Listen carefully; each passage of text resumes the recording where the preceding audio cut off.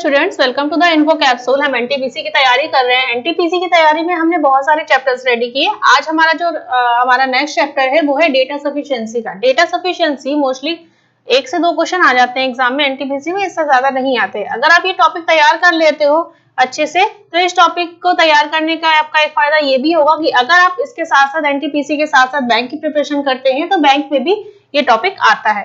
अब data sufficiency क्या होता है? डेटा सफिशिएंसी कुछ चैप्टर्स होते हैं उनका मिक्सचर होता है। कौन कौन से चैप्टर्स होते हैं? वो हमारा कोडिंग डिकोडिंग हो सकता है, ब्लड रिलेशन हो सकता है, या फिर सिटिंग अरेंजमेंट हो सकता है। इन 3 चैप्टर्स का कॉम्बिनेशन होता है डेटा सफिशिएंसी। इसमें होता क्या है, हमें क्वेश्चन दे दिया जाता है, क्वेश्चन देने के बाद उसके 2 स्टेटमेंट दे दिए जाते हैं। उन 2 स्टेटमेंट से हमें ये पता करना होता है कि ये दो स्टेटमेंट है वो हमारे सॉल्व करने पर उस जो हमें क्वेश्चन पूछा गया है उसका आंसर दे रहे हैं कि नहीं दे रहे हैं। तो इस तरह से अब हम बात करते हैं क्वेश्चन की। हमारा क्वेश्चन है among 4 friends W, X, Y and Z everyone has different number of books who have maximum number of books। अब देखिए इसमें हमसे क्वेश्चन में पूछा गया है कि 4 पर्सन्स हैं, 4 फ्रेंड्स हैं W, X, Y, Z। इनमें से सबके पास अलग अलग संख्या में किताबें हैं और फिर पूछा गया है कि किसके पास सबसे ज्यादा किताबें हैं। तो अगर हम देखें फर्स्ट ऑप्शन क्या है, W have less books than Z, यानी W के पास Z से कम बुक है, यानी Z के पास W से ज्यादा बुक है। ठीक, फिर आगे बोला गया है Y does not have maximum number of books, Y के पास मैक्सिमम नहीं है। ठीक, तो क्या इस हमको स्टेटमेंट से पता लग रहा है कि हमारा आंसर क्या होगा? क्या हम पता लगा सकते हैं कि ये इसमें मैक्सिमम नंबर ऑफ बुक्स इसके पास है? अगर ये हमसे बोला गया है कि Y के पास मैक्सिमम नहीं है, ठीक है, तो Z की बात हो गई, W की बात हो गई और X की बात नहीं हो रही। हमें ये नहीं पता है कि X के पास Z से ज्यादा है या कम है। हो सकता है X के पास Z से कम हो, W से ज्यादा। तो हमें एक्चुअल में सारी चीजें क्लैरिफाई नहीं करी गई है कि किसके पास मैक्सिमम नंबर ऑफ बुक है, यानी फर्स्ट वाला जो हमारा स्टेटमेंट है इससे हम आंसर नहीं फाइंड कर सकते। अब सेकंड स्टेटमेंट की बात करें, सेकंड स्टेटमेंट क्या है, W has more book than Y, W के पास Y से ज्यादा बुक्स है। ठीक, फिर बोला गया है X does not have maximum number of books, X के पास मैक्सिमम नहीं है।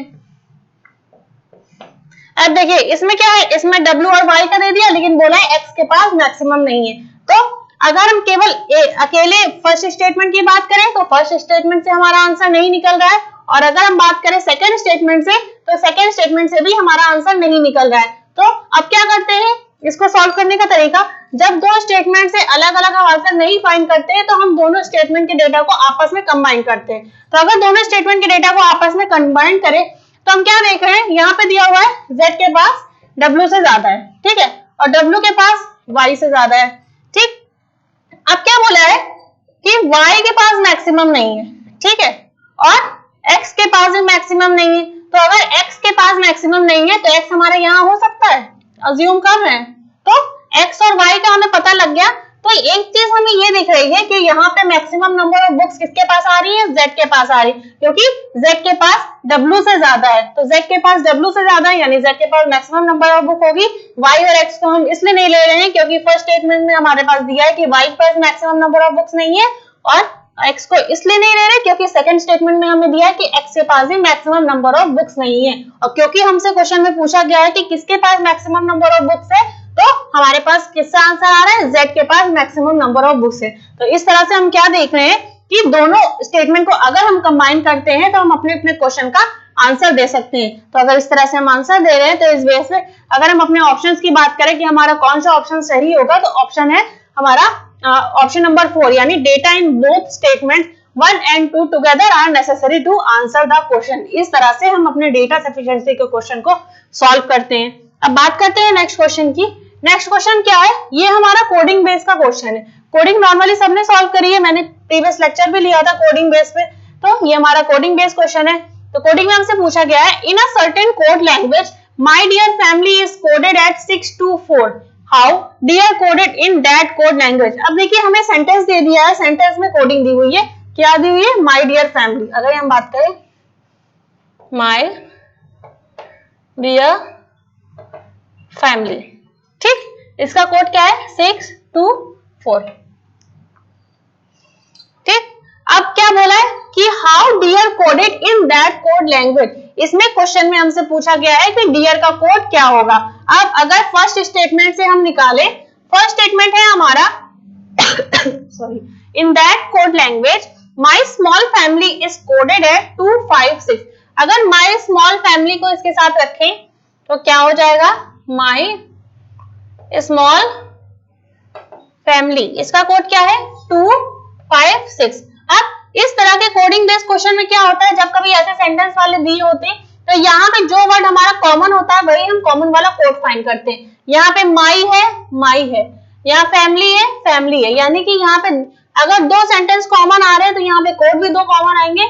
तो यहाँ पे 6 कॉमन, 2 कॉमन, तो माई का कोड या तो 6 होगा या तो 2 होगा, और उसी तरह से फैमिली का कोड या तो 6 होगा या तो 2 होगा। लेकिन हमें क्वेश्चन में पूछा गया है कि डियर का कोड क्या होगा, तो डियर के कोड हमारा क्या बचा है, 4 बचा है, यानी ऑप्शन नंबर 1 जो है, स्टेटमेंट 1 जो है, उससे हम अपने क्वेश्चन का आंसर फाइंड कर ले रहे हैं एग्जैक्टली। ठीक, तो अभी एक बार सेकंड वाला भी चेक कर ले, क्या सेकंड वाले से भी आंसर हमारा आ रहा है। तो अगर सेकंड वाला हम देखें तो यहाँ था माय डियर फैमिली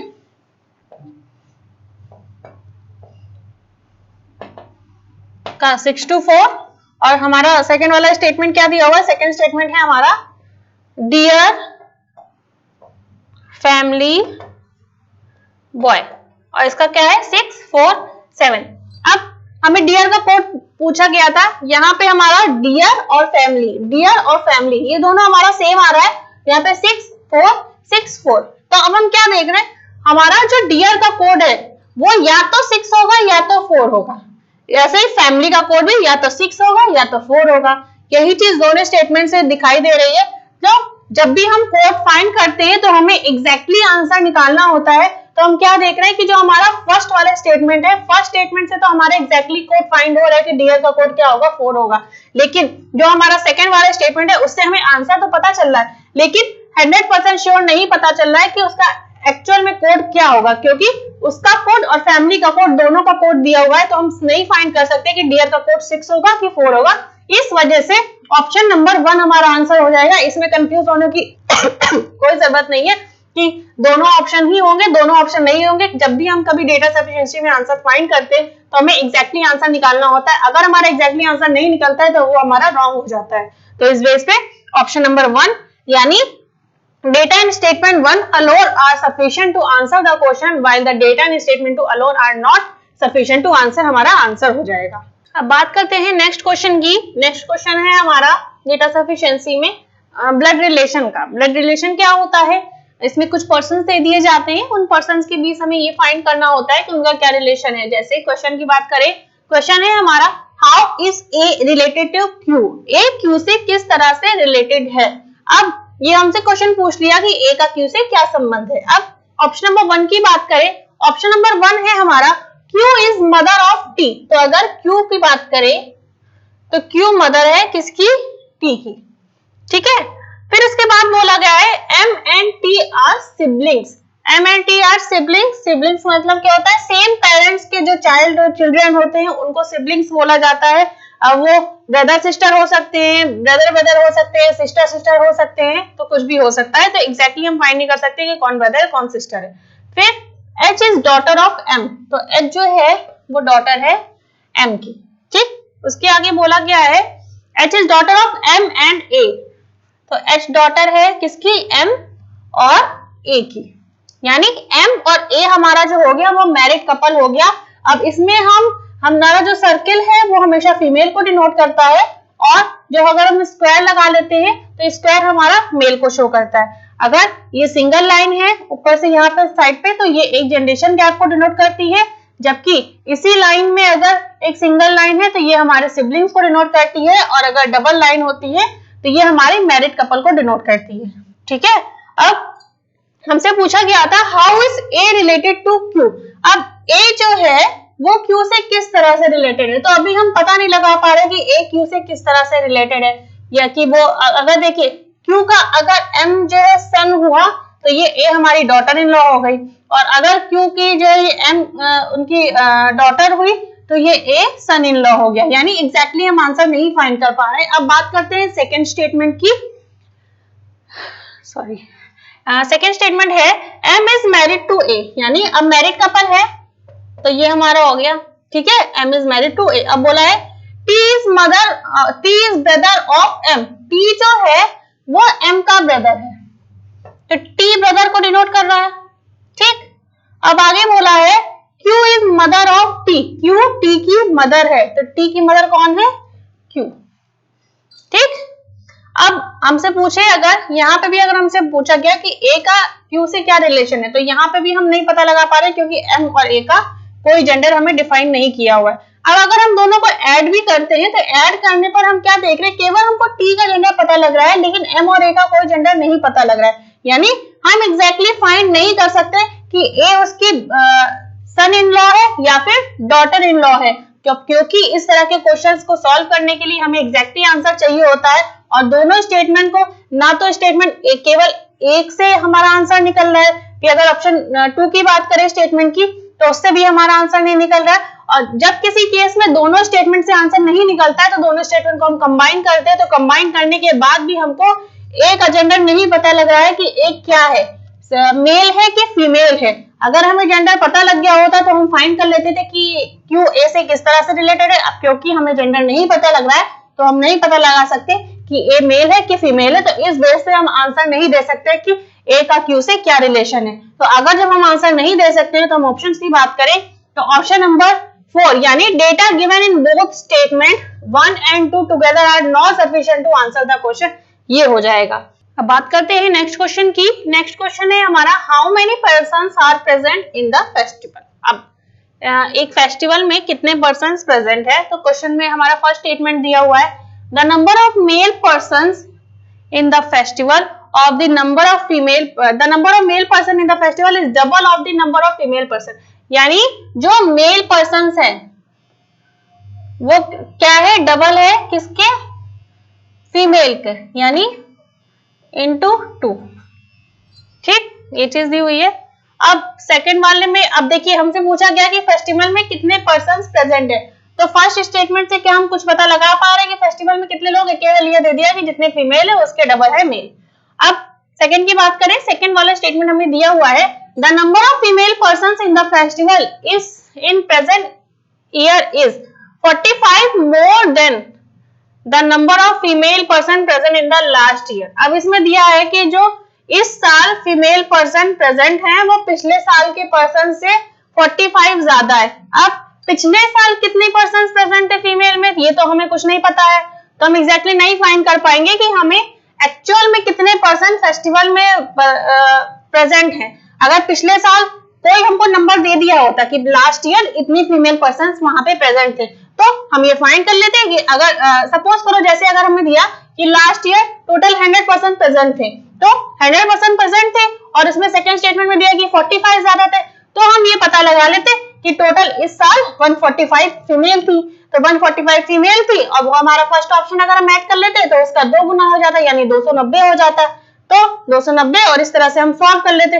लेकिन क्योंकि हमें एग्जैक्टली नंबर नहीं दिया हुआ है कि कितने फीमेल हमारे लास्ट ईयर प्रेजेंट थे, तो इस बेस पे हम अपने क्वेश्चन का आंसर नहीं फाइंड कर सकते कि फेस्टिवल में कितने पर्सन प्रेजेंट थे या नहीं थे। तो अगर हम आंसर नहीं फाइंड कर रहे हैं तो इसका मतलब हमारा ऑप्शन नंबर 4 यानी data given in both the statement 1 and 2 together are not sufficient to answer the question, ये हमारा आंसर हो जाएगा। ठीक है, जब कभी भी इस तरह के क्वेश्चन सॉल्व करते हैं तो हम एग्जैक्टली आंसर फाइंड करते हैं। अब क्योंकि इसमें एग्जैक्टली नहीं फाइंड कर पा रहे तो इस वजह से हमारा फोर्थ ऑप्शन आंसर हो जाएगा। अब बात करते हैं हमारे नेक्स्ट क्वेश्चन की। नेक्स्ट क्वेश्चन हमारा सिटिंग अरेंजमेंट बेस है। इसमें क्या दिया हुआ है, 5 friends Farhan, Geeta, Harsh, Ishu and Jasmine are sitting in a straight line facing to the north, who sits in the middle. अब 5 पर्सन दिए हुए हैं, वो नॉर्थ की तरफ देख रहे हैं, उनका सिटिंग का कुछ अरेंजमेंट दिया हुआ है। हमसे पूछा गया है कि मिडिल में कौन बैठा है। ठीक, अगर फर्स्ट ऑप्शन की बात करें, फर्स्ट ऑप्शन है हमारा Farhan seats at the end of the line. अब देखिए सपोज करें अगर फर्स्ट स्टेटमेंट ये कोई लाइन है, ठीक, इस लाइन में फरहान जो है वो एंड में बैठा हुआ है। अब हमें ये नहीं दिया हुआ है कि वो लेफ्ट एंड में बैठा हुआ है कि राइट एंड में बैठा हुआ है, तो इसको सॉल्व करने के लिए हम 2 कंडीशन लेके चलेंगे। यानी एक में हम मानेंगे कि फरहान लेफ्ट एंड पे बैठा है, ठीक, सेकंड में हम मानेंगे कि फरहान राइट एंड में बैठा है। ठीक है। अब आगे हमसे दिया हुआ है only 2 person sits between Farhan and Harsh. Farhan और हर्ष के बीच 2 लोग बैठे हैं, तो फरहान है तो 1 पर्सन 2 पर्सन, यहाँ पे आ गया हर्ष, ये 2 लोग बैठ गए। फिर यहाँ पे भी यही कंडीशन लगाते हैं। अब क्योंकि हम फरहान के इधर राइट साइड इसलिए नहीं लिख सकते क्योंकि फरहान हमारा एंड में बैठा हुआ है लाइन के, तो यानी एंड में बैठा है तो उसके राइट साइड कोई नहीं बैठा होगा, लेफ्ट साइड पे लोग बैठे होंगे, तो यहाँ पे आ गया हर्ष। ठीक, अब आगे बोला गया है Jasmine is immediate left of Harsh. Harsh के इमीडिएट लेफ्ट में जैस्मिन है। ठीक, और यहाँ पे भी हर्ष की इमीडिएट लेफ्ट कौन आ जाएगा, जैस्मिन आ जाएगी। अब आगे हमको दिया है Geeta and Ishu are immediate neighbour of each other. Geeta और ईशु इमीडिएट नेबर है, यानी गीता और ईशु जहां पे बैठे हैं वो आस-पास ही बैठे हुए हैं, इनके बीच में कोई पर्सन नहीं बैठा है। अब अगर हम ऊपर ऑप्शन की बात करें, यहाँ पे 5 पर्सन थे, ये फरहान हमारा लेफ्ट हैंड में बैठा हुआ था, यहाँ पे 1 पर्सन और हो जाएगा टोटल।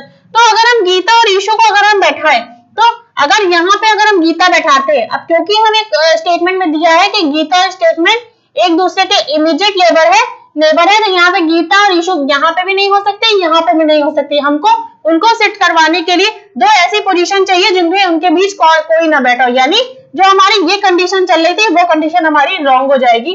और अगर हम ये वाले स्टेटमेंट की बात करें तो गीता और ईशु आसपास बैठे हैं, तो गीता या ईशु इस जगह पे बैठे हैं, यहाँ पे भी गीता या ईशु बैठे हुए हैं। अभी हम ये नहीं पता लगा पा रहे कि गीता कहाँ बैठे हैं कि ईशु कहाँ बैठे, बस ये है कि हाँ दोनों अगल बगल बैठे हैं, या तो इधर या तो इधर, तो इमीडिएट नेबर वाली कंडीशन हमारी ये हो गई। अब क्वेश्चन में हमसे पूछा गया था who sits in the middle, middle में कौन बैठा है, तो मिडिल की अगर बात करें तो मिडिल की पोजीशन हमारी ये हो जाएगी। तो अभी हम पता नहीं लगा पा रहे कि मिडिल में गीता बैठी कि ईशु बैठी। तो अब बात करते हैं हमारे सेकंड वाले स्टेटमेंट की। सेकंड स्टेटमेंट में हमें दिया हुआ है Jasmine faces to north direction and she sits at the one end. अब अभी हम वाले फर्स्ट वाले स्टेटमेंट जो हमने सॉल्व किया उसको पूरा भूल जाते हैं, अब इसकी बात की इसको हम सॉल्व करते। तो सेकंड की बात करें, जैस्मिन नॉर्थ की तरफ देख रही है और एक एंड पे बैठी है, तो यहाँ पे हम जैस्मिन बैठा सकते हैं, जैसे हमने फर्स्ट स्टेटमेंट में लिया था, 2 कंडीशन दी थी, वैसे ही हम यहाँ पे बैठा लेते हैं। ठीक, अब आगे क्या दिया हुआ है, 2 persons are sits between Jasmine and Ishu. Jasmine और ईशु के बीच 2 लोग बैठे हैं, तो यहाँ आ गए ईशु और 1 2 और यहाँ पे आ गई ईशु। टोटल 5 पर्सन है। जैस्मिन यहाँ पे लेफ्ट हैंड पे बैठी है तो यहाँ पे टोटल 5 हो जाएंगे, और यहाँ पे राइट हैंड पे बैठी है तो यहाँ पे 5 पर्सन हो जाएंगे। अब बोला गया है Harsh is second to the left of Ishu. Ishu के सेकंड लेफ्ट में हर्ष है, तो अगर यहाँ पे हम ईशु की पोजीशन देखें तो ईशु की लेफ्ट में केवल 1 पर्सन बैठा है, जबकि हर्ष सेकंड लेफ्ट पोजीशन पे है, यानी ये वाली कंडीशन हमारी रॉन्ग हो जाएगी। अब इस कंडीशन को देखें, ईशु के सेकंड लेफ्ट में हर्ष है, तो फर्स्ट सेकंड यहाँ पे आ जाएगा हमारा हर्ष। ठीक है, फिर पूछा गया है Harsh is immediate left of Geeta. Geeta के इमीडिएट लेफ्ट कौन बैठा है, हर्ष, तो यहाँ पे गीता अगर यहाँ पे आएगी इस पोजीशन पे ईशु के जस्ट लेफ्ट पे, तो गीता के जस्ट लेफ्ट में हमारा हर्ष आ जाएगा। अब हमारे पास क्या बचा, यहाँ पे बचा फरहान, तो हमारा ये आ गया। तो हम क्या देख रहे हैं, अगर केवल स्टेटमेंट 1 से हम सॉल्व कर रहे थे तो एग्जैक्टली हम पता नहीं लगा पा रहे थे कि सबसे मिडिल में कौन बैठा है, जबकि अगर स्टेटमेंट 2 को हम देखें तो स्टेटमेंट 2 में हम पता लगा पा रहे हैं कि मिडिल में कौन बैठा है, गीता बैठी है। यहाँ पे हम स्टेटमेंट में पता लगा रहे थे या तो गीता बैठी या तो ईशु बैठी, एग्जैक्टली हमें आंसर नहीं मिल रहा था। अब क्योंकि हमें सॉल्व करने के लिए एग्जैक्टली आंसर चाहिए होता है, तो एग्जैक्टली आंसर हमें केवल स्टेटमेंट 2 से मिल जा रहा है, तो हमें अगर केवल स्टेटमेंट 2 को हम यूज करें, स्टेटमेंट 1 की बात नहीं करें, तो हमें फुल आंसर मिल रहा है, यानी कि स्टेटमेंट 1 की हमें कोई जरूरत नहीं है, केवल आंसर देने के लिए स्टेटमेंट 2 ही काफी है। तो अगर केवल स्टेटमेंट 2 हमारा आंसर देने के लिए काफी है, तो इस बेस पे ऑप्शन नंबर 2 यानी data in statement 2 alone are sufficient to answer the question, while the data in statement 1 alone are not sufficient to answer the question। तो फिर इस तरह से हम अपने क्वेश्चंस को सॉल्व करते हैं, बस इसमें कुछ नहीं करना होता। अगर आपको ब्लड रिलेशन आता है, कोडिंग डिकोडिंग आती है, सीरीज आती है, या फिर सिटिंग अरेंजमेंट या ऑर्डर रैंकिंग आते हैं, तो आप इस तरह के क्वेश्चन को इजीली सॉल्व करते हो। बस एक कुछ करने की जरूरत नहीं, जो हमें क्वेश्चन पूछा हो, क्वेश्चन के अकॉर्डिंग जो हमें स्टेटमेंट दिया हो, उसको अलग अलग सॉल्व करने की कोशिश करिए। अगर किसी एक स्टेटमेंट से आंसर निकल जाता है तो ठीक है, नहीं निकलता है तो दोनों स्टेटमेंट को हम कंबाइन कर लेते हैं, फिर हम अपने आंसर फाइंड कर सकते हैं। Thank you.